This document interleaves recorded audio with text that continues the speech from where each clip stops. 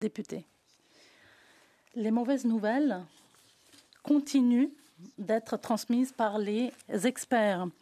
Et je cite, alors que le Canada était parmi les États les plus riches des États-Unis, ils sont maintenant en dessous de l'Alabama, le quatrième État le plus pauvre des États-Unis. Pour arranger un problème, il faut reconnaître qu'il y a un problème. Le Canada, est-ce que la ministre va admettre que le Canada est plus pauvre que l'Alabama, le quatrième État le plus pauvre des États-Unis? L'honorable ministre. Monsieur le Président, les conservateurs sont très précis avec les statistiques qu'ils partagent. L'honorable député, l'honorable ministre peut recommencer depuis le début. Monsieur le Président, les conservateurs sont très prudents par rapport aux statistiques qu'ils choisissent de partager. Si on peut se comparer aux États-Unis, on peut comparer les soins de santé, la garde d'enfants, les soins dentaires. Nous avons moins de déficit, moins de dettes. Nous payons moins d'intérêts que les Américains, que nous avons une meilleure croissance qui est prévue. Ils ne veulent pas que les Canadiens entendent tous ces progrès. C'est pourquoi ils veulent mettre fin à la CBC. L'honorable député de Wellington. L'honorable député de Wellington-Halton Hills.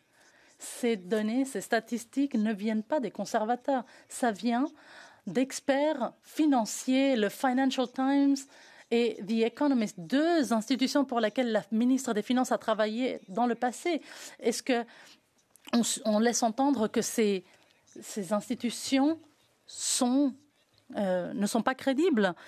Il faut reconnaître qu'il y a un problème. Est-ce que la ministre va reconnaître que le Canada est plus pauvre que l'Alabama, le quatrième État le plus pauvre des États-Unis?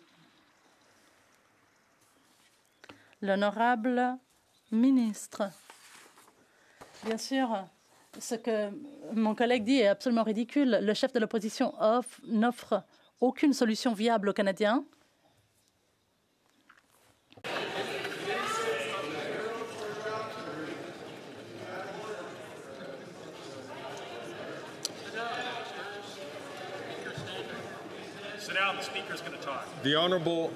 L'honorable ministre.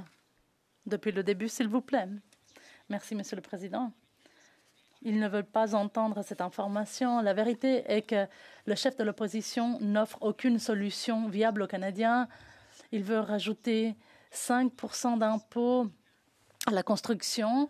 Il ne soutient pas l'assurance dentaire, l'assurance maladie, la garde d'enfants, les coupures dans les impôts pour la classe moyenne. Et tout d'abord, il ne veut que personne n'entende parler de tout cela. C'est pourquoi il veut mettre fin à la CBC.